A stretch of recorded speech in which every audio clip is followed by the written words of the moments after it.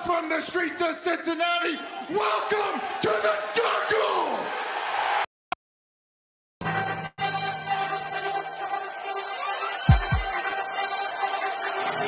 Let's go. Stripes, stripes, stripes, stripes, stripes, stripes, stripes, stripes, stripes, yeah, stripes, stripes, stripes, yeah. Orange in the day, black in the night.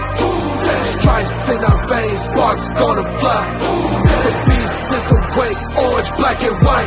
Cause when the jungle come alive, who day we ignite and Cincinnati, we gon' rise and in the jungle we unite and dripping orange and black and white. Who day when we fight, live and die in these stripes. Wake up the beast, every day is a feast. Time to bust it off the leash. In the jungle dripping heat, tigers strike the city streets. East side stand up, west side stand up. If you reppin' who day, time to put your hands up. Bengals stripes, we in it. New day, new age, yeah, we get it. Cincinnati jungle fitted. Who they in our house, we win it. Orange and black and white, we build it. Earn our stripes, you know we kill it. Bleed our colors, jungle dripping. Nasty, natty, yeah, we live it. Lit the crowd, get the city loud. Yeah, we feasting now. Fit the bounce, make the city howl. Now we beastin' now.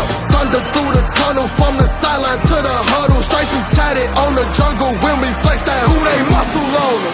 Stripes, Cincinnati, we gon' rise and in the jungle we unite and dripping orange and black and white. All day when we fight, live and die in these stripes.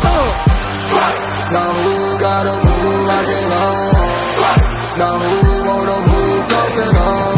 Stripes. Now who wanna move on? If you got stripes and you let the city know you rock 'em, yeah we got 'em, yeah we fought 'em. Like that black and orange upon 'em, bingo bottle, never stopping till the beast on feasting on 'em. Who they rockin' with the diamond stripes, flossing on the ring. Cincinnati, she's our queen, we gon' show the world who king. Orange in the day, black in the night. Stripes in our veins, sparks gonna fly. The beast is awake, orange, black and white. Cause when the jungle come alive, who day we ignite and Cincinnati, we gon' rise and in the jungle we unite and dripping orange and black and white. Who day when we fight, live and die in these stripes. Now who gotta move like it on? Now who wanna move crossing on? Now who wanna move on? Who day when we fight, live and die in these stripes. Hey guys, what's going on? Welcome to the show. This is Sports with Strawberry Ice. I'm your host, the Iceman, Jeff Trunapole. And as always, I'm bringing you sports from a West Side point of view right here in the great city of Cincinnati, Ohio, home of the Cincinnati Bengals who are going to the AFC Championship game. Sorry, I'm still excited. This is unfreaking believable. I still can't believe it. Anyway, do me a favor. If you found the show, hit that like and subscribe button. Smash that thumbs up. I'm up to 1,469 subscribers. You guys are awesome. Do me a favor, if you are watching on Facebook or Twitter and you have yet to subscribe to my channel, please do so. Go to the YouTube channel Sports with Strawberry Ice, hit the subscription button, hit the bell for the notification, and every time I go live, you'll be notified. Also, exclusively in the YouTube chat crew, we're doing super chat. So if you want to support what I'm doing or make sure that your comment definitely gets read, give me a super chat. I would greatly appreciate it. And as always, I'm coming to you live from the Ice Cave. The Ice Cave is brought to you by T Properties. T Properties, quality housing for quality people. Check out their website at www.tpropertiesllc.com for all your rental property management needs and your rental needs. All right, guys, I'm still fired up. This has been the longest week ever, and we're only in day 2. So we got a ways to go. I don't know if I'm going to make it. Guys, somebody asked me about the channel 19 interview. Where is it at? There you go. Actually, it was a Channel 12, Channel 19 interviewed me. Actually, Channel 12 interviewed Maddie Myers, and Maddie should be coming on here at 6 o'clock on Channel 12. I don't know when mine's going to be on yet. I have not been told, so I will give you guys a heads up when that happens, but I'll be very excited to let you know. It was awesome to do it. Anyway, and by the way, there's no way this would ever happen any of this stuff would ever happen if it wasn't for you guys watching the show, tweeting it out. I mean, literally, this is how cool Bengals media or social media is. My seat neighbor Dale tweeted this out to me. I didn't even know it, but there's apparently a Bills Mafia member. I can find her name here. She is wanting to give away 2 AFC Championship tickets to Bengals fans. So Alyssa Milano, looks like Alyssa like Milano is what it is, is her name on Twitter. And I gotta give a shout out to Keith Bradley. He actually nominated me. I appreciate you. That is awesome. You guys rock. I don't know if I'm gonna win or not. I hope I do. We'll find out at 9:00 tonight. But there's lots of other deserving Bengal fans. There's lots of guys like me who have been through the thick and thin of the Bengals forever. So fingers crossed I win. If I do, I'm going. Anyway, let's get to today's show. And we're bringing on one of my favorite guys. He's from the same old stripes. He's Willie Lutz. Willie, what's going on, brother? Not a whole lot, man. Just sitting here in Columbus, Ohio. A very cold day, but maybe I gotta put on my jackpot. Yeah, baby. Keep myself warm. I love it. I'll keep it on for a bit here. A little advertising going on. Did you see that the Bengals are actually tweeting it out now? That's awesome. Dude, it's so cool. It's been awesome to see what you and Maddie have put together with this. It's just too cool, man. Hey, it's all Maddie, man. I'm just a guy with a YouTube channel that likes the stuff. So Maddie's done a lot of work. Hey, you got to have a promotional hype, man. It sounds like you filled the role nicely. Exactly. Anyway, so we had some news of the day today. I'll get to the comment. Anyway, by the way, hello to everybody in the chat crew. What's going on? I'll get to the comments here in a second. The Bengals actually signed somebody to the practice squad today. And as soon as I get to the topic, I can bring it up. Here you go. And you tweeted this out, but it's retweeted. It's from Charlie Goldsmith. The Bengals have signed defensive tackle Damion Square to the practice squad and released Doug Costin. Now, what I find, I hope I said Costin. I hope I said his name right. But what I find interesting, since the Jungle retweeted this, and it came from the Raiders. So I thought that was just kind of interesting that his last game he played was against us, and we beat him. Now he's coming here. Yeah, he must have played well enough for the Bengals to like what they saw in that wild card game and think he's a playoff player. The one thing I found super interesting about this is he has like 116 pass rush snaps this year and like 6,000 in his career. So when you get like that nice little hit of veteran experience here this late in the year, you don't usually find guys like that. I mean, they're a dime a dozen, but if they like the guy and he fits what they do on defense, man, that's cool to see. You'll love to see it. Exactly. Yeah. And just to answer Whitney, yes, this is the girl, right? Where is this? Right there. That's the girl. Not Whitney, but Alyssa like Milo, whatever. She's the one that's giving away. So, I mean, any Bengals fan, if you guys want to retweet that, find it, retweet it, and try to get your chance at winning a Bengals season tickets, that would be awesome. But yeah, he must have played pretty good. I mean, it's not every day that you bring a guy onto your team, even if it's a practice squad, from a team that you beat in the playoffs. Yeah, I'm not going to sit here and act like I know who Damion Square is off the top of my head. Like I tweeted out, I have never heard that name in my entire life. But hey, he seems like a good body. He played at Alabama, so we know he's a big boy. Like, right. I think we should be in good shape. And like, I mean, at this point with this defensive line coach, Marion Hobby, and then this front office, it just seems like they know these guys that can pop in and make a contribution. And so I trust the addition. I think that if they saw something they liked, that it's going to work out. Because even Zach Kerr last weekend, who another guy who I had not heard of but had experience, stepped in, made a couple nice stops on Derrick Henry, and you'll just take it. It's just one of those things where it's like, it's just that little bit of gravy that makes it that much better. Exactly. And that goes to where I've said all year, we have got to give props to Duke Tobin. I mean, he has hit on just about everybody he's picked in the draft last 2 years and the free agency. I mean, we know about the cornerback, Trey Waynes. I mean, that one was, but I mean, I always kind of like, man's getting injured. But anyway, other than that, dude, he's been on point. And that is one of the biggest reasons that the Bengals are where they're at, is they're drafting and signing of free agents. It's pretty cool, man. And I did go ahead and launch some nuclear missiles right before I hopped on the show, and some Ravens fans had some things to say about Eli Apple, and I had some things to say about Eli Apple's record against the Ravens this year. So It's just like it's those guys though, man. That's the cool part because they spent some money on some big name free agents. Like, yeah, Trey Hendrickson, like he came in and he knew he was going to get sacked. I mean, he did better than expected. Chidobe Awuzie, you kind of trust to be, at least all, but he's way better than expected, except for the last game, which is a whole other thing. But that's fine. If you have one bad game in the season, I'm not gonna knock you too bad. It was the first time this year he'd given up more than 100 yards. It was against AJ Brown, who was a fantastic receiver. That aside, it's the Eli Apples of the world. It's, it's just been finding, Larry O before he got injured, BJ Hill on the trade. Every time it seemed like Duke Tobin went to the well and looked for pro talent, he hit. And that's not something you see a whole lot in this league. You see a whole lot of miss. Exactly. And I'll get to the super chat here in a minute, but I want to get to your point about Eli Apple. The guys at work today, I went back to work today and I'm like, man, Eli Apple made a play. I was like, man, he's had a pretty good year. And these guys are like, he made one play. I'm like, no, he's made more than one play. I didn't say he was unbelievable all pro. I said he's good. He's better than what we thought he was because he was brought in here to be a backup, and he's played starters minutes all year. And now he got off to a rough start at the beginning of the year, but I think from the middle of the year to now, he's been playing pretty well. I'm one of the leaders of the Eli Apple bandwagon, one of the originators, I believe, in Cincinnati. But it's really interesting now because I think Bengals fans are kind of hip to this for the most part, or at least the online Bengals fans that, are on Twitter in particular. I don't know what Bengals Facebook is always all about because it gets a little too wild for me to hang out there all the time.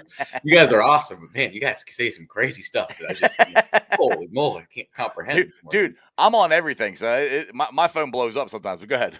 Yeah, you get to see some wild stuff then, man. But anyway, where I was going with that is, we've seen, especially, I think it's from like really after the bye in particular, but really starting around week 7, once Eli got comfortable in this defense, he's played just really nice football. And there was a stretch, I think, from like week 7 up until like week 14 or 15, where he was the least targeted corner in the league. And he started all those games. It wasn't like, it was because he got like an ankle injury and only played 2 games during that stretch. No, people weren't throwing his direction. Eli Apple's playing really good in coverage.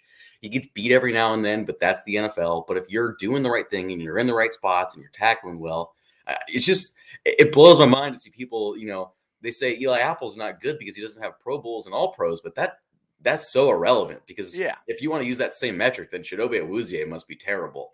Right, exactly. And that's what I was trying to tell the guys at work. Now I'm busy working, so I can't stand there for 20 minutes and argue with them. But I'm like, they're like, oh, you don't know what you're talking about. I said, really? I said, I'm a season ticket holder. I watch every single freaking game. Trust me. And Paul, by the way, I have a YouTube channel that talks about the Bengals every freaking day. So yeah, Eli Apple is good. He's not elite. I didn't say that. He's had a very, very good year.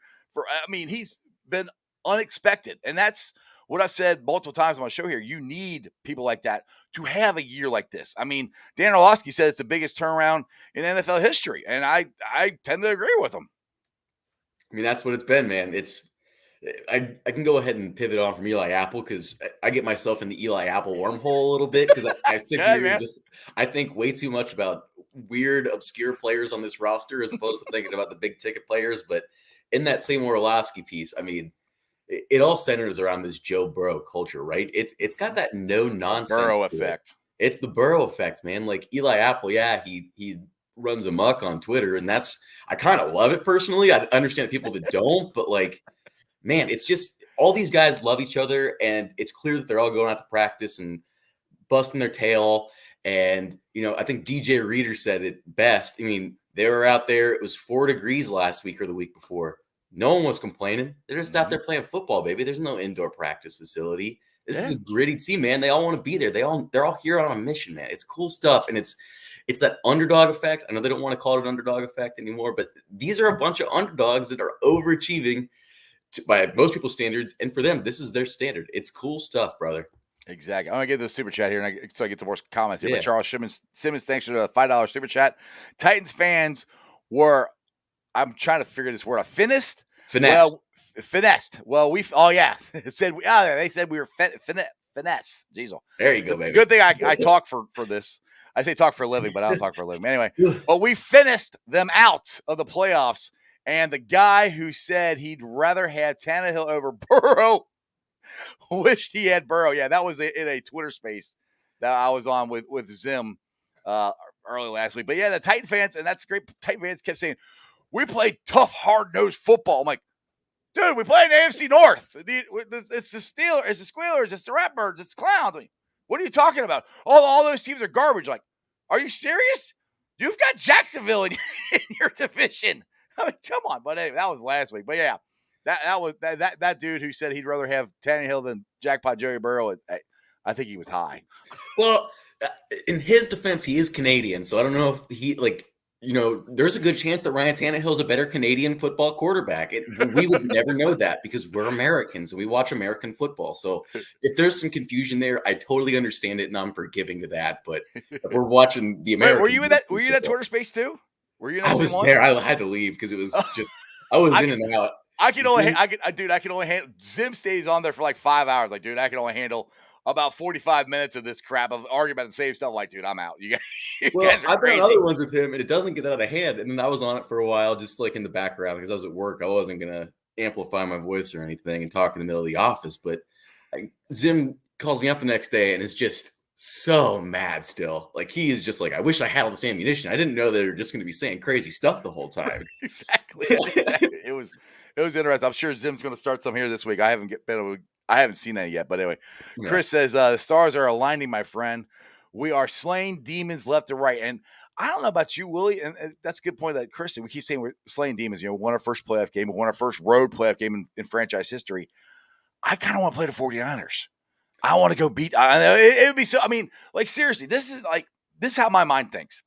John Madden and Pat Summerall's first game they ever did together was Super Bowl 16. Bengals, suck your Niners. Unfortunately, John Madden passed away this year. How right wouldn't it be that the Bengals and Sucky Niners play this year, and for John Madden and Pat Summerall, and for us to slay the freaking Sucky Niners dragon? And it would be cool too because I think. I mean, it's a really late spot in the season to call it a turnaround, but where this offense really turned itself around and kicked into gears right at the end of that 49er game. Yes. I mean, they had those two just Joe Burrow magician touchdowns to Jamar Chase. And then you have Zach Taylor recognizing that, yeah, I should have let my quarterback ride it out and go for the touchdown. And from there, I mean, he's let Joe Burrow, what is it? Let Joe Burrow cook, we've all been saying. Right, He's exactly. let him cook, man. And if you're just looking for some poetic justice, yeah, that narrative does fit beautifully, but it also it fits in that, Super Bowl 16 to now sense, but it also fits in the, what was it, week 14 or 15 to now sense. I guess it was week 14 because week 15 I was in Denver, I think. Right. I don't know. It's all a mess. Dude, it's been a long season. It all jumbles up in my head, but I know what you're saying. Yeah, I know week 1 was against the Vikings. That's the one. I remember that one, yeah. That was week 1. All right, Jaden says, what was your reaction, Jeff, when you saw the final kick that sent us to the AFC Championship game? Well, I was at the game, and okay, I told a story yesterday, but I'll tell it again. Like, where I didn't go to my seats because seats are up in the sky. So my son, like second half, he went up there, and I was standing in the end zone in the mezzanine level, and you got the little yellow line that you can't pass, so you don't go up by the fans or whatever. When Eli Apple, we're talking about Eli Apple again, tipped the ball, and Logan Wilson made the pick, I ran to the little bar there, jumped up there, like, let's go, and like literally, dude. Tears started streaming to my eyes. I'm like, we're going to win. And the difference between 2015 when I thought we were going to win and this one, I knew we were going to win. I was, there was like 2015, I was like, it's shock. Like, oh my goodness, I think we're going to win, when perfect and all that stuff, blah, blah. We don't need to rehash that. But this time I'm like, we're going to bleep and win. I know we are. And then Burrow threw the pass to Chase. And then I'm doing this all the time. I'm like, this thing's good. And he kicks it. And Willie, I'm 46. I don't cry much, but I've cried so much the last 2 weeks. I hit my knees and I started freaking bawling like a baby. I couldn't believe it. I'm like, because all these years of being a Bengals fan, all these years of wearing Bengals stuff and rooting for them through the 90s and through the 7 playoff losses with Marvin Lewis and hearing all this crap from everybody else. Why do you root for the Bengals? I just wanted to go, DX, suck it. That's how I felt. I can definitely relate to you on the tears. And I think here's my theory on why it's been so emotional for so many Bengals fans. It's exactly what you're painting. Because for me, I'm 26. So all I grew up hearing was over and over again, why you root for the Bengals? They just suck. They're going to lose again. It doesn't matter. Why do you care? Like, why would you root for this team? Why would you keep following in? And just to have this in back-to-back weeks, this release of all this just pent up, like loserdom. Like to call it, I mean, I love the Bengals and I hate calling my team losers, but we had loser energy for a little while. It was frustrating. The Andy Dalton era, we couldn't get out of it. The Carson Palmer era, Carson Palmer clearly wasn't a winner. I love, respect to Carson, I guess, but it's just when you had that release of loserdom and you don't lose to the number 1 seed Titans in a game where all week you've heard about how you're, this star-driven team and don't have the grit to, King Henry's going to run you over. No, it once again was this Bengals team gritting down and being different. We talked a little bit about the slaying demons thing, man. It's real. It's just real. It's different. Yeah. And that's the thing is it's like, when I've said this about Jackpot Joe, but when he speaks, I believe him. Like when he says, after the first playoff win, well, this is the standard we expect to get here. We're not done yet. I believe him, Willie. I've seen other guys say it, but no, I literally believe him. I'm like, yeah, I'm with you, man. Natty here says, where do people get the idea that the Bengals have had the least talented roster remaining in the playoff teams? I get it. I'll tell you why. Yeah. It's because they don't have the same high-end star talent as other teams. Because I kind of disagree, but from like a national media perspective, look at the Rams, man. They've got Von Miller, Jalen Ramsey, Aaron Donald, Odell Beckham. It's a lot of big names. And the Bengals don't have that household names with all these guys yet. Like Trey Hendrickson, in my opinion, superstar defensive lineman. He's not a household name yet. Nope. Jesse Bates, not a household name. T. Higgins, not even really a household name. Starting to become one. Tyler Boyd, silent assassin, not a household name. Joe Burrow and Jamar Chase are the only Bengals people really know. Right. Joe Mixon to an extent, but I think it's a misnomer that people just kind of don't understand. But I get why that narrative is out there. Well, let's talk about since you brought up Jesse Bates, and we're all at the beginning of the year like wanting to re-sign him, and he's kind of had as good a year as he did last year. I know you retweeted this, and I didn't write it down, but do you know offhand what was his PFF grades? I think it was 90-something. Yeah, he had I think in the playoffs, I don't know the game grade off the top. Yeah, just in the 90s. Game. It's 90.1 in the playoffs and 89.9 in coverage, which are both the highest among defensive backs. Yeah. So he showed up for the playoffs, man. He knows, and Willie, the very first play of the game in Tennessee, Bates. First play. I'm like, and the funny thing is, I came in when I rewatched the game, and the commentators like, Tannehill's done a great job of not turning the ball over. Well, there that went out the window. First pass to Jesse Bates gets, and I'm like, yes, like this is awesome. And you know what I think I might have figured out? And it struck me while I was watching Mike Hilton go crazy the last couple of weeks. I think Jesse Bates and a lot of these guys in this defense, say what you want about their regular seasons, but these are playoff players. Oh, yeah. It's what we look at Pittsburgh and we've always had that jealousy of. Right. And in Baltimore, same thing. It's like you look at these guys and it's like those guys just elevate in the biggest moments. And that's who Jesse Bates looks like he's going to be. And, he might not have the best regular season. His PFF grade might be paltry by a lot of people's standards. But if he's playing his best football in the biggest games, he's worth every penny we were talking about before. Exactly, because that's what wins championships. I don't give a hoot about regular season stats. Give me a championship. And if you're a championship player, come to my city and we'll pay you, baby. Because that's what let's it's go. all about. It's just like they keep saying they call us the baby Bengals. They don't know what they don't know, but I kind of disagree with that. They know. These guys, because like we said before in the past playoff games, it's like the guys, we were never ready. We weren't the pressure or the moment or whatever. We got too big for them. It did, because we never won.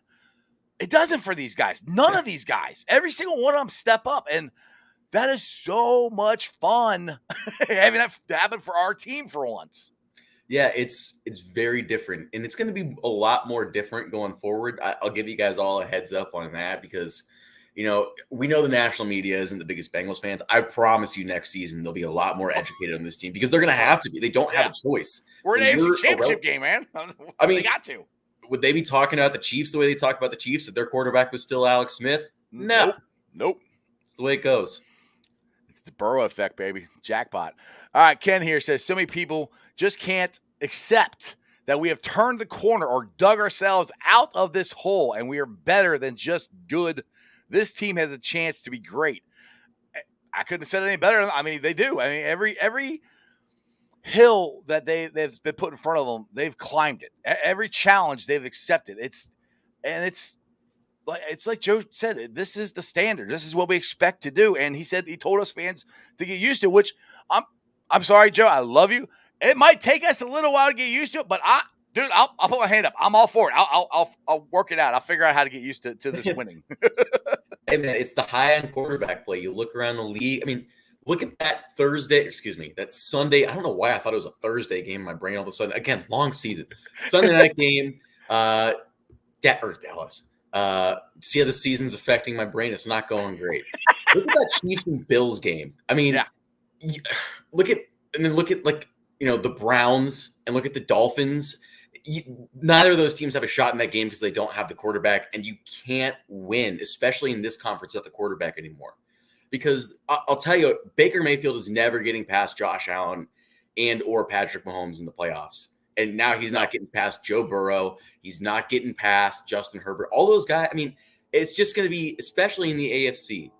I mean, the NFC right now, there's a little more wiggle room because seemingly you can beat Rodgers in the playoffs. It doesn't matter. He's like everyone else in the playoffs now. I'll leave Aaron Rodgers to go a little bit. But, I mean, Russell Wilson's on the way out. And then Tom Brady potentially on the way out. Stafford, older. I mean, it's just in the NFC, up for us, man. Get away with it. Yeah.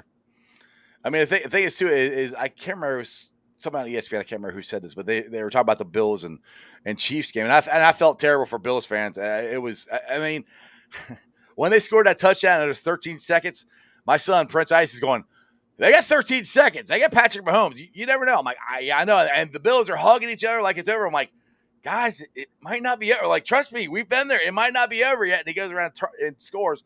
But somebody on ESPN said, back in my day, Michael Jordan is, in my opinion, still the greatest basketball player ever. My opinion, too. I agree. Yeah, I don't disagree with you there. That I've seen.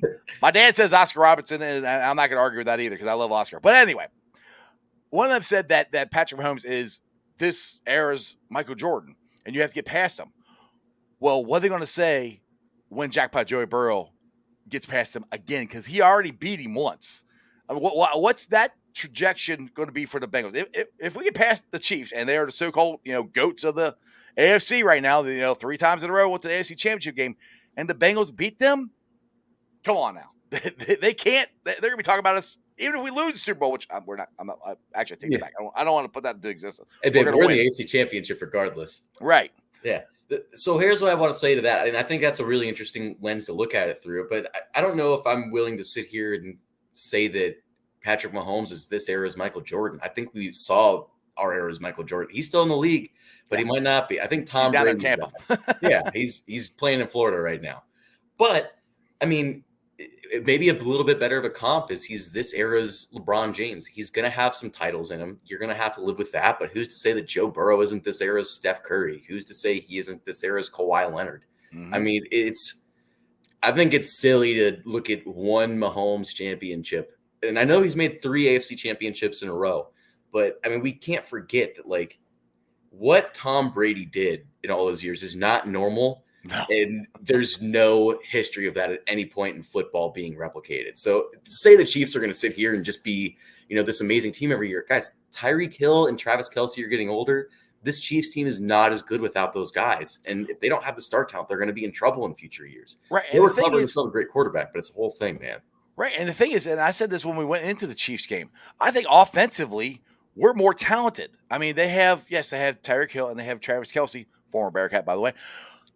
But that's really it. I mean, the other guys are stepping up, but they're not anywhere close to Chase and T and TB and Joe Mixon and hell even I'm not saying Uzama's better than Travis Kelce, but people need to give Uzama some credit. He's better nice, than man. He's better than what people give him credit for, I think. Yeah. Oh, someone in the chat there made a good point. Money McPherson too, man. Like all these guys. I mean, the Bengals got some dogs. I think I love Tyreek Hill. Actually, I'm not a huge Tyreek Hill fan, but the Bengals have the better receiver in this game. I'm telling you, Jamar Chase is already better than Tyreek Hill. So that's an interesting comparison. I'm with you on that. Yeah. I mean, if you just look at it, like this is an even matchup. This isn't walking in and expecting a loss. I mean, we already saw them beat them. So, and they didn't even play their best first half of football. They had to rally and win that game. I think this is a focused Bengals playoff team This is a Chiefs team that's coming off, I mean, frankly, an emotional high in that loss. I mean, think about a team like the Oakland Raiders. Here I am again. The Las Vegas Raiders, who lost to, who I'll just do it. I'm just going to make fun of myself. The San Diego Chargers. Right. A couple days before, I mean, beat the San Diego Chargers a couple days before. I mean, these emotional games do wear you out. It's a real thing. Emotional letdowns are real. They are. And people say, well, you guys had an emotional game too. So we did, but I don't think it was as much as what Buffalo and Chiefs were. Now, this I quoted great here. Has a great point. He said the best part of this team is we have $55 million in the bank to spend next year, and I know we all are already saying it. Offensive line. I want the Iowa center. That's who I would like to get. But Willie, we don't. It's January. We don't have to talk about the draft. We can talk about playoffs, baby. Is this such a foreign concept? We would have been a month and a half into talking about the Bengals offseason already. That's all we'd be talking about. You and I'd be sitting here on this show talking about which free agents we're looking at. Which second rounder do you like? If someone's there in the second round, who do you want? No, I don't even know the draft at all yet. I have no idea. I want that center. That's the only one I know. I have no clue if he's going to be there or not. He's from Iowa. I don't even know his name. That's all I know about him. But, dude, how long do we talk, the Civil War, Team Chase versus Team Sewell? By the way, Team Chase, I think we won, just putting it out there. Yeah, it did fine. I think Team Chase is – I don't think anyone in Cincinnati's front office has any hesitation about it. None of you should either. No, exactly. Exactly. Let's see here. Blackthorn here says the Bengals – players themselves said they don't need anyone to believe in them. They believe in themselves. And that's where, CJ said, went from why not us to it is us. And I've been trying to put that hashtag out. It is us. It is. We are in. And I say we. I'm not part of the media. I just got a guy on the YouTube channel. It is we. I've lived and died with this team. So I say we. We are in the AFC Championship game. Hey, man. And I'm a big a we guy with this too. I don't really care. I put a lot of money and shit, stuff into this, and like it's just why not? It is why not us to some extent. Like the fans can keep saying it. I know that the players don't want to hear it. It is them. It is them, and I want them to believe that in their core, at their very heart. But as a fan, like why not us? Like we're still out here. We're still the ones on Twitter that are campaigning for the team. We have to defend the Bengals still. I mean. Everything you look at, the Bengals have the lowest Super Bowl odds and their lowest, to go to the Super Bowl left. So, I mean, we're still fighting it, man. And this is a really good Bengals team that a lot of people are still sleeping on. And they're in the AFC Championship. They just keep It's crazy. The thing that kills me, and this is how confident I was in the Bengals. And I literally went down. I've told a story before. I don't know if you heard about it. I literally went down here to Lawrenceburg to make this bet. I was going to place $100 on the Bengals to make the Super Bowl. Is what I was. You can ask my son. If you ever meet my son, you could ask. He was with me, and they were freaking closed. And I never got a chance to go back down there. And I'm ecstatic that they're one win away. But holy Willie, I could have won a lot of damn money. But that's how confident I was that we could do this. Now, yes, I look at everything through orange-colored sunglasses. Does that make me smarter than everybody else? No, I'm a freaking Bengals fan, and I would have got lucky if it happened. But dude, I should have done that. I should have done that. You had the opportunity, man. No one can blame you but yourself. I know. Trust me, Joel. Trust me. I have. And the funny thing is, my wife's like, she reminds me because first her and my mom are like, "You're gonna do what? Like, you're just throwing your money away. Don't do that." Now they're like, "Well, you probably should have done that." Like, gee, thanks. Where was the support back in February? Yeah, now they're like, before they're like, yeah, Nostradamus over here seems to know the future pretty good. Oh, those Bengals are going to win the Super Bowl. Why don't you take that money, just burn it right in the street? Now they're like, hey, you know that money? Did you actually go ahead and like make that transaction? Because we would not be mad if you did. Yeah. Yeah, if I did, I would be able to have money to probably go to this freaking Super Bowl. Yeah, there you go. But no one can afford tickets to anything. Great times. Right, great. I'm depressed now. Thanks, Willie. Jeez. Yeah, I do my best. I'm trying to just, everyone's all excited. We got the Bengals in the AFC Championship. Hard dose of reality, everyone. Exactly. All right, let's see here. Orange Arrow's going here. Can we talk about how a big mistake it was on the Bills to kick the kickoff to the end zone? I agree with them. I was saying that while we were watching. I'm like, I told my son, so they're gonna kick it on the ground. You gotta run some, time off the clock. And he's like, well, I don't know. You want to kick it to the end zone? I'm like, dude, it's Patrick Mahomes. They can score like that. I want to get that clock running. I don't know. What's your thoughts on that, Willie? I can go either way with it. On this one, I think it's very easy, and I find myself guilty of it at times, but it's very easy to do the hindsight on this one. For my money, it might not have mattered.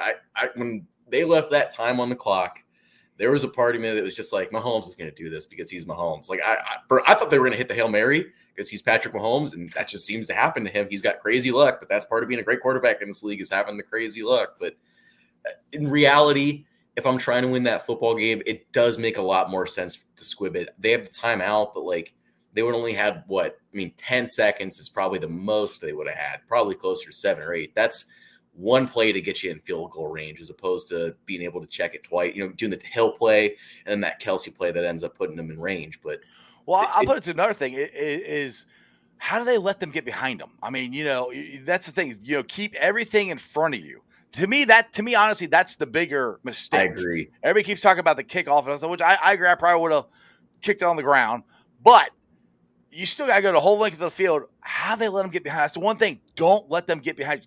Go shoot back up, 20 yards, 15 yards. Keep them in front of you. Keep them in front of you and keep them in the field. Let them have the middle of the field. That to me, that's the bigger mistake they made is not keeping the Chiefs in front of them. Yeah, and the Bills, it's hard to argue that, between them and the Titans, probably the best safety tandem in the league. Not to have one of those guys in a better spot to wrap up Tyreek Hill, particularly on that screenplay. I didn't understand it. And especially it just felt like Travis Kelce. That was the most obvious play in the entire stadium. Like, you could have called that play. Let's not kid ourselves here, man. Like, it was going to Kelce because that's what Mahomes does, and that's what the Chiefs do in these tricky spots. And I know Patrick Mahomes is the Grim Reaper, but the Bills didn't exactly make it particularly challenging on them. By the way, if you guys are in Cincinnati right now, Matty Myers, Jack by Joey is on Local 12 right now. We're always on when I'm on my show, so I'm going to have to go back and find it. But I'm going to get to Ben Others comment here. Emotionally, as a Bills Chiefs, yet the game was emotional about, what is that word? Technicalities. Thank you. See, I can say there are technicalities between tie clauses, but what about that Green Bay San Fran? Just saw the replay of that today. That game had to be emotional as a player aspect.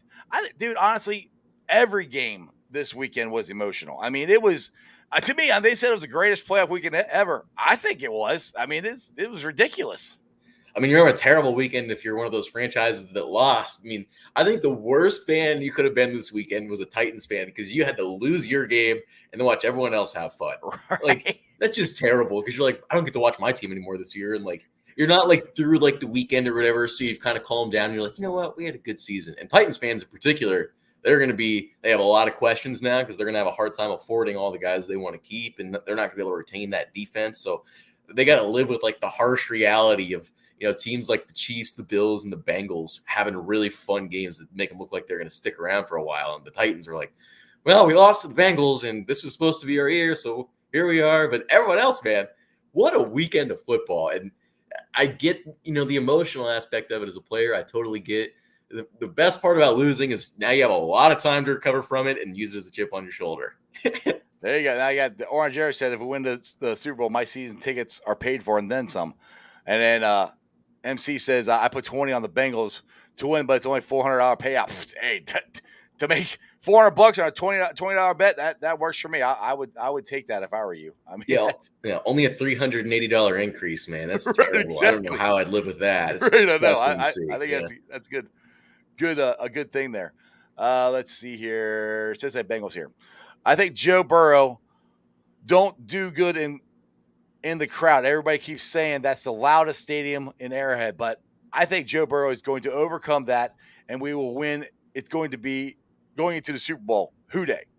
And that's the thing is a lot of Chiefs fans say, "Oh, it's Arrowhead. It's loud. It's just." I'm like, okay, it wasn't that loud. I guarantee Arrowhead will be louder than Nashville was, but the onslaught that Joe Burrow took on from the Tennessee Titans, getting sacked 9 times.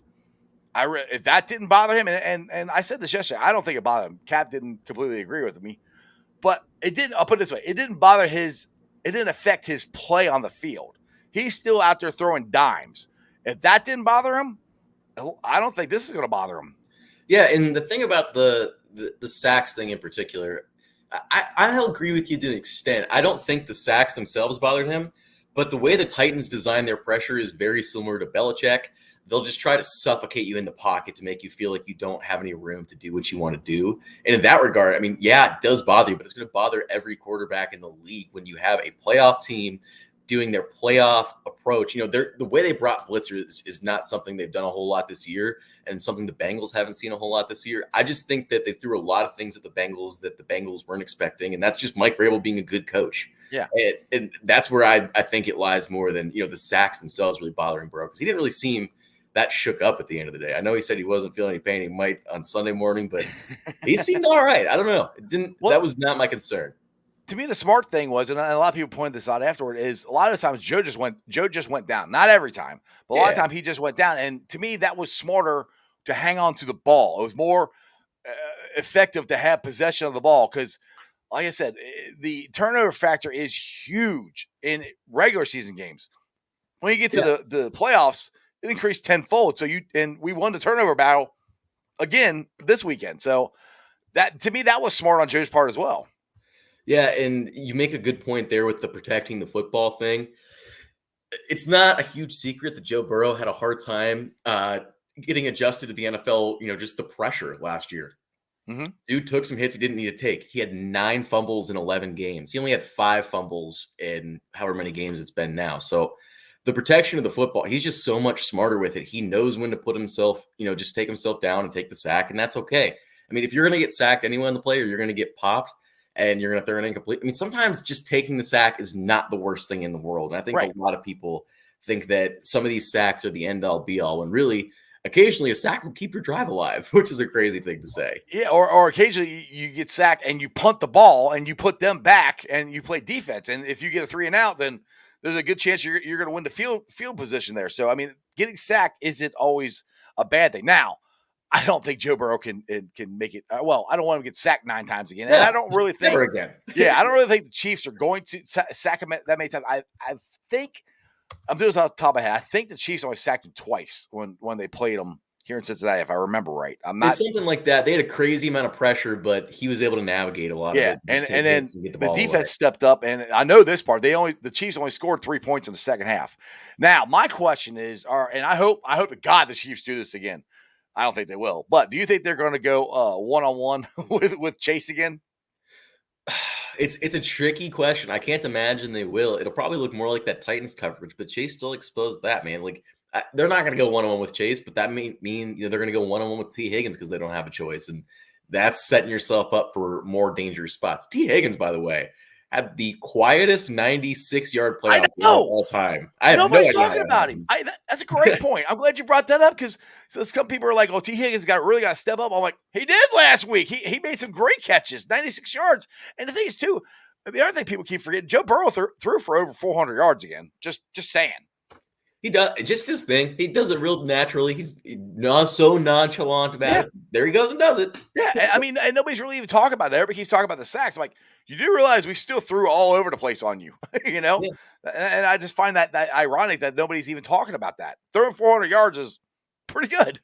Yeah, and the thing that I think people don't realize is that's a very, very good red zone defense from the Titans, probably the best in the league. So for them to struggle a little bit in the red zone against them, they obviously had the one Joe Mixon touchdown run, but the closer they got to that Titans, end zone, the more the Titans tightened up. So, to use a pun there, I guess, and that's the benefit of having your McPherson, man. That's it just allows you to set up those plays. And if Joe knows that, he's not going to throw the ball in harm's way and take the risk and take the shot at the end zone because he knows, I could, risk it for 7, but I could also put this ball in harm's way and have us get 0. And 3 is always going to be better than 0. Exactly. 7's better than 3, but 3 is always better than 0. But the thing is, a big thing this weekend, they have, like you're just saying, they have to convert more touchdowns. So that has to happen, I think, just to keep up with Kansas City. Now, a quote great here says, this is a good point, too.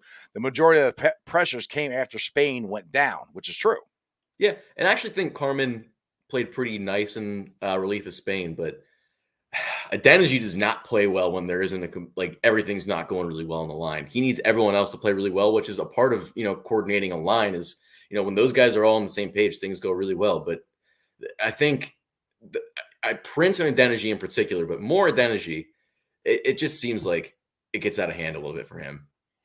Brandon here says Diggs had 1 catch for 7 yards in the Bills game because Spagnuolo put so much resources on him, but there are other receivers like that. Yeah, we have a bigger receiving core than the Bills do, and that's the thing, and that's what I said for months. That's why I want to get Chase. You get Chase, and you got T, and I don't. And it's not there. We don't have an X. I think we have a 1 and a 1A. I think they're both elite receivers, and you still got TB coming across the middle. You got 3 guys. You got the Migos that Zim calls them. You can't. You double team one, that's fine. The other one's going to kill you. That's what's so awesome about having these guys. Yeah, and that's an interesting point that your commenter made there. That they held Diggs to 1 catch for 7 yards, but if they want to do that to the Bengals, then I promise you, T. Higgins is better than Gabriel Davis, and Gabriel Davis had 200 yards and 4 touchdowns. So if they want to let T. Higgins have that same kind of coverage and just put all their bodies on Chase, go ahead. Please do it. I promise you, it's not going to turn out well for you. All right. Keith's got a comment here. He said, I don't think Kansas City's DBs are as good as the Titans. So take that for what it's worth. And some of their DBs are hurt because one of them's out with a back issue. And then you got the Honey Badger, who probably going to play, but he's under concussion protocol. Well, I guess he's more of a safety than a DB, but still, it's. I agree with it, and we've already torched them. I mean, let's not forget Jamar Chase got more receiving yards than Patrick Mahomes threw. I mean, I don't know if I've ever seen that stat before. Usually doesn't happen, especially against Patrick Mahomes. It can't happen when you're playing against like Nathan Peterman or something, but not like the Bengals fans are going to get mad at me. The Buccaneers fans are going to get mad at me. The Packers fans are going to get mad at me. That's hard to do against the best quarterback in the league right now. Right. Patrick Mahomes is the best quarterback in the league right now, period. Signed, sealed, delivered. He's the best quarterback in the league, and Jamar Chase had more receiving yards than he had passing yards in that game. Boom. Those are facts. And that's where I'm so – I'm pretty confident going into this game, and people keep asking me if we're going to win. I'm like, yeah, I think we're going to win. Like, man, it's Patrick Mahomes. Like, we already beat him, but you're going to Arrowhead, dude. Have you seen this team? None of this crap affects them. It just doesn't. Like we keep saying about Joe Burrow, he's built different. This whole freaking team is built different, and it might be the Burrow effect that his confidence is permeating throughout this locker room. It's just a level-headedness that we have never seen from Bengal teams in the past. They're just even keeled. They don't get too high. They don't get too low. They're just dogs. They won't go out there and they're going to beat you by 40. Yeah, and we talk about the Joe Burrow effect and that, but that's also the Zach Taylor effect because it's the guys they brought in. I mean, the thing I was looking at today, and it comes from that, it inspired this thought anyway, is that 2020 draft class where all 7 of those guys now are contributors on the 2021 roster. The only one who's not right now is Akeem Davis-Gaither, who was playing really nice football. So I think he broke his foot is the injury he ended up suffering. But unfortunately, they just bring these leaders in, man. All those guys were team captains in that class. And you look at the guys they've brought in free agency. Eli Apple wasn't ever like a designated leader, but he's a tough guy. Like, then you look at your Von Bell, your Mike Hilton, your Hendrickson.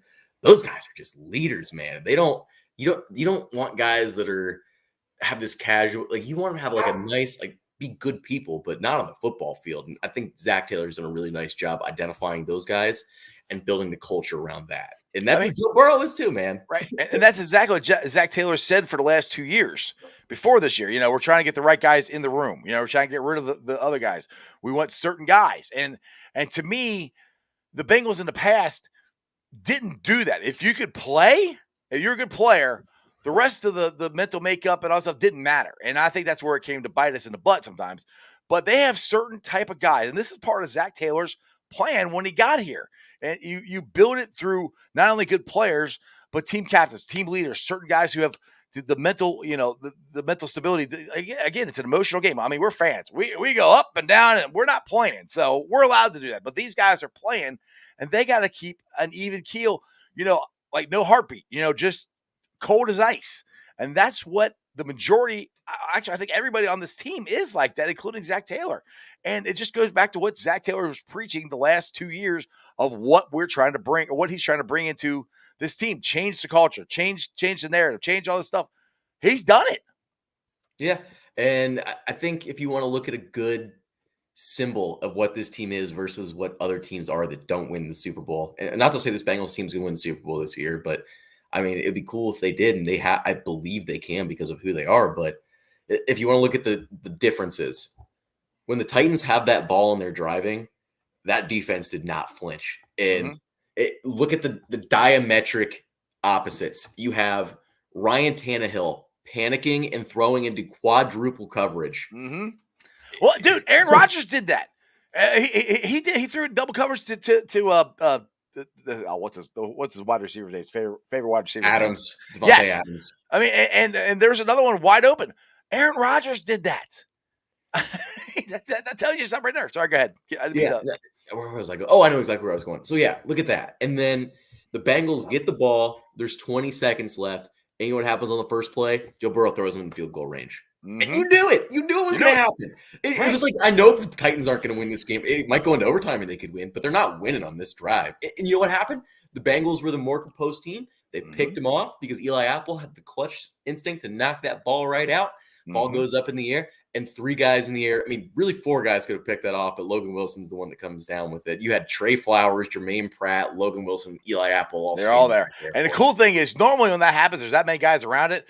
Somebody knocks the ball out of the other one's hand, but they didn't. Yeah, like little kids in center field and right field or something. Right. I got it. Like, all right, you got it. Get out of the way. But the other cool thing about that is they actually got Money Mick Shooter on the right hash. That's where he wanted to be. Got him on Joe, everywhere. Like, fall down right there. He's right. like, All right, go kick it up. Just go to the NFC Championship game. I was like, this is awesome. So cool. All right, Orange Arrow wants to know, are there any players we need to worry about on the injury report?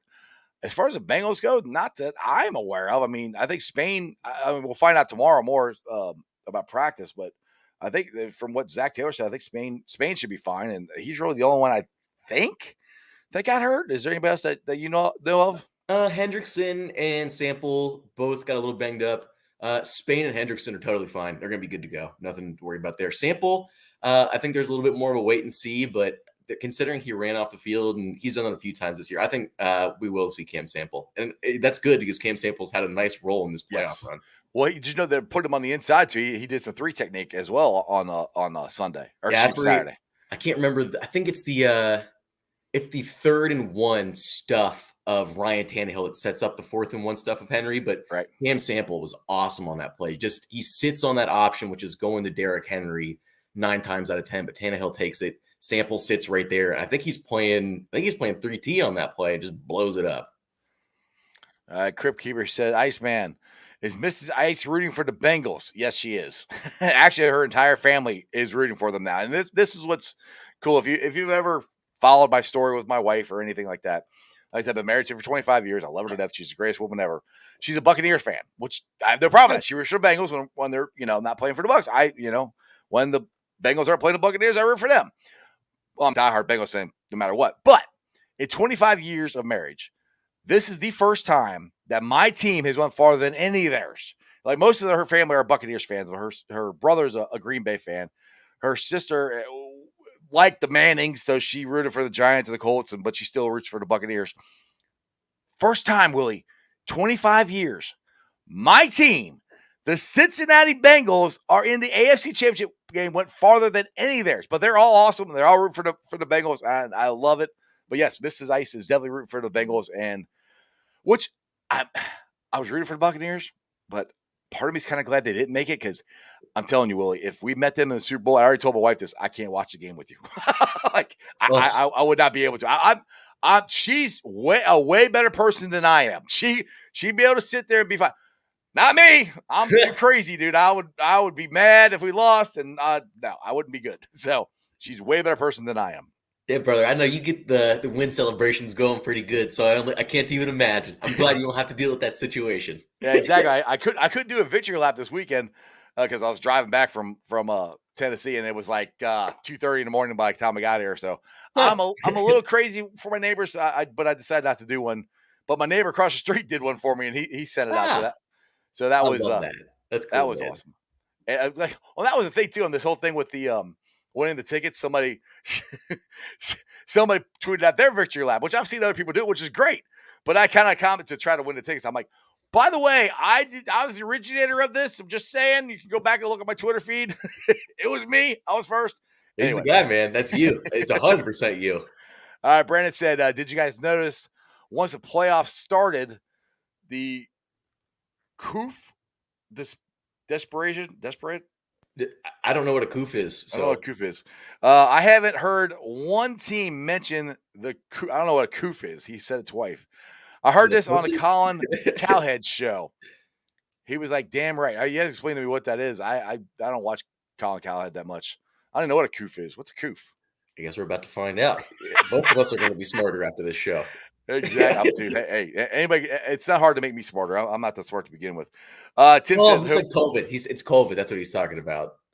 Oh, COVID. Oh, my bad. No, well, we're not here about COVID because they're not testing anymore unless you're sick. That's the only, unless it's like certain guys, I think, certain random players they pick. I think that's the way they're doing it now. Am I right on that, Willie? Yeah, man. I promise you that here's the situation. The league is not testing anyone. They're probably testing the practice squad long snappers. Right. Is who they're guys testing. Are guaranteed not to play. The league has already lost too much money because of this pandemic, and they're not losing a dime more. That's the reality of the situation. Yeah, and honestly, I'm okay with that because I don't want my players to be pulled out for if they can play, let them play. I'm like I don't want that. Yeah, we can sit here and we won't sit here and talk our political opinions on this obnoxious situation, but I'm right there with you. I don't see any reason. This is political. This is football, and I want my players to play. That's it. Yes, sir. Tim says, I hope Lou stays as defense coordinator because I know he went and interviewed with the Giants. I know Brian Callahan was supposed to interview with the Giants. I don't know, or not Giants, Denver. Yeah, he interviewed them on Thursday, I think, last Thursday. Oh, did he? Yeah. And look, Willie, how funny is this? Like last year, Bengals fans wanted to run Lou out, me included. I put my hand up there. I didn't think he was. I didn't think Lou was. I called him Armadillo. I've been calling him Lou Anarumo ever since. He's done a great job. Brian Callahan's done a great job. Now a year later, oh wait, you want a coach from the Bengals? I thought we sucked, but you want our coaches now. But that's what happens when you win. Yeah, and it's gonna happen. Also, like Paul Dehner Jr. always talks about this. It's very like the average shelf life for a coordinator in this league is like 2 or 3 years. So you either get hired or you get fired. That's just the nature of the beast. But I don't think either of these guys end up getting hired in this coaching cycle. But it's the fact that they're bringing them in, and that'll set them up to be huge candidates next year. Brian Callahan in particular, I think he's got head coach material written all over him. He reminds me a lot of Zach Taylor when Zach Taylor was becoming a head coach. Well, and that's the thing too. When people were clamoring for Zach to give the play calling dude over to Brian, and I've heard them talk back and forth and everything. And I'm like, they're the same person. I mean, I don't think the play calling would be any different. And it's not like, yes, Zach has the final say so, but even Zach's explaining. Brian Callahan's even said it. They discuss it. They literally have a game sheet for at least the first 10 plays scripted out already. So, I mean, they're in cohesion with what the play calling is. So I never thought it'd be, that big of a deal to have Brian Callahan as the play caller. But yeah, I think Brian Callahan could be a great head coach somewhere. And I don't want to think about that right now because we got the AFC Championship game. And just so you guys know, I think their quarterbacks coach Dan Pitcher would immediately step up and be really good. Yeah, they love him. Like I'm with you on that because that answers Keith. He said I would call Joe Brady. Everybody's like Joe Brady this, Joe Brady that. Joe Brady got fired. So I don't know, but I think I'm with you. I think Pitcher would definitely be the next guy up, and that's what you really want. You want to promote. I mean, when you're talking about your assistants, you really want to promote the guys who've been there. They know the system, they know Joe, they know the players, and just promote them. And hopefully it's a seamless transition. That's what you want. Yeah, the best way this thing goes is when it all feeds itself. I mean, look at, when the Bengals are really good for that 5-year stretch when they had Geno and everyone. There were just guys year in and year out, like we'd lose someone and then like the next guy would cycle in and he'd be solid. Mm-hmm. And that's how a lot of the Marvin assistants went when, we had that stretch as you had, Jay Gruden, pretty good play call, but then he took, and that's a whole other thing. I don't really want to talk. And now I'm just putting myself in a hole. But it was the defensive coordinators, I think, is where I want to go with that. They had Zimmer there, and then what's his name? Coach G, Gunther. Yeah, Paul Gunther came in, and he was solid. Not perfect compared to Zimmer. I mean, Zimmer's not perfect. No one's perfect, but he was pretty good. Yeah, pretty solid. I mean, So when these things work in this league, they feed themselves, especially on the coaching side of things. Exactly. Now, Natty wants to know, we already answered Brian Callahan, but Lou, I think if Lou leaves, I think Marion Hobby, yeah, him or Al Golden, the linebackers coach. Yeah, linebackers coach. One of those two would be the ones that would step up, I think. Yeah, for sure. That's who I'd pick. If I was the GM, I wouldn't go looking outside. I know the people in the building. Right. Yeah, exactly. Why would you go from somebody outside when you have somebody inside who's helping you build this? You know, that's where I'm at. You know, a little secret about this league too is everyone's afraid of everything. The last thing you want to do is bring in unknown commodities. Yeah, and change the culture. Change. Yeah, you don't want to change anything. It's rocking right now. So, dude, we've been talking for an hour. It's 6:30. I think I'm gonna let you rolling out of here. Tell everybody about your podcast and when your next one's dropping. And do you have any Bengals coming up? Because you seem like you're the man of getting the players on the team on your podcast. No Bengals coming up this week. We'll have plenty of Bengals after the season. I got a couple of them that are, good people and good people to talk to for me. So we'll get some of those guys on. Other than that, no, we'll probably have a show. Let me think. So show came out Tuesday. We'll probably have a Thursday and then either a Friday or Saturday morning one. But we've been having great guest cycle on. I can't confirm or deny any guests we have coming up. The tricky part here is since we're in the playoffs, it's so weird to book people because I don't know. I can't book next week because I don't know what the Bengals are going to be doing next week. And that drastically changes my guess. So we had a bunch of people from The Athletic the last couple of weeks. We had Mo Egger last week. We had a great Titans reporter last week. We're going to try to have a similar kind of mix this week, but we'll see how it goes. I mean, I'm blowing up people's emails and DMs trying to get them to come say hi, but you and me both, brother. It all just depends on the back and forth and working out everyone's schedule because everyone involved in football right now, believe it or not, very busy. Yeah, especially with the Bengals. They're very, very busy. I mean, I'm recording interviews on my lunch break at work right now. Hey, you got to do what you got. I've done it before. I'm trying to get a couple guys on. I said, I can do it whenever you want. You just tell me. I'll figure it out. I'll record it. Good, man. It's just I will literally make it work, but just tell me and I'll block out some time. Yeah, we'll figure it out. All right, Willie. Well, as always, I appreciate you coming on. Make sure you guys go check him out. Follow him on Twitter. Follow the Same Old Stripes podcast. You guys are awesome, dude. Willie, 1 win away, baby. 1 win away. 1 win away, baby. Who day? Who day? All right, guys. I hope you enjoyed that as much as I did. Willie Lutz is a great follow. Follow him on Twitter. Check out his podcast, Same Old Stripes. They are awesome. Like I said, I am ecstatic. I wish this week could hurt and get over with. But we'll see. Anyway, let me get to the Facebook groups that let me live stream. And as always, I appreciate every single one of them. They're Who Day Nation, Who Day Legion, Cincinnati Reds, riding third, heading for home. Bearcat Country, Bearcat Ruckus, the Ohio State Bucknuts, the Ice Bar, and then you can follow me on all my social media platforms, all under Sports with Strawberry Ice. I'm on Facebook, Instagram, Twitter, and TikTok. Twitter handle is at Jeff A. Trenopole. TikTok is at Iceman90. I keep saying I'm going to pull the sound up. I will pull the sound up. I haven't got the podcast up. I'm still working on it. But when I get the podcast back up, make sure you rate, like, and review. Give me a 5-star review. I would greatly appreciate it. Leave a comment so more Cincinnati fans can find my podcast. YouTubers, you guys are killing it. I love you guys. We're at 1,469 subscribers. That is awesome. I'm so close to 1,500 followers. That would be unbelievable to get that many. You guys are awesome. Like I said, if it wasn't for you guys, I wouldn't be doing this. Don't have a guest on tomorrow. I'm working on it. We'll figure something out. I got a couple feelers out.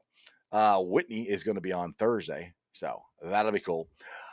And other than that, like I've said all year long, Bengals fans, enjoy this. And I've enjoyed the hell out of this. Enjoy it. I don't think this ride's going to end. I think the Bengals are going to win. We'll see what happens, though. And that's just sports, baby. See ya!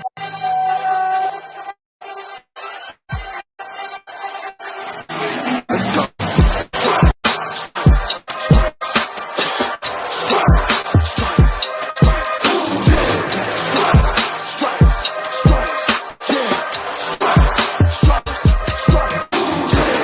In the day, black in the night. Stripes in our veins, sparks gonna fly. The beast is awake, orange, black and white.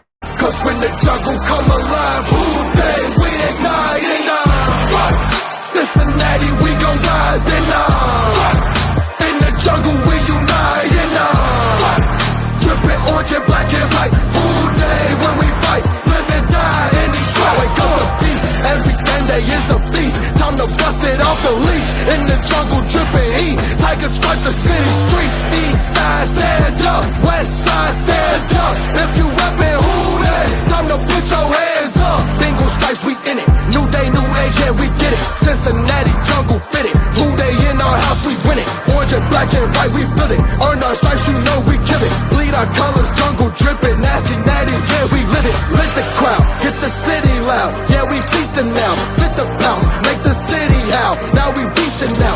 Thunder through the tunnel, from the sideline to the huddle. Stripes we tatted on the jungle when we flex that who they muscle on them.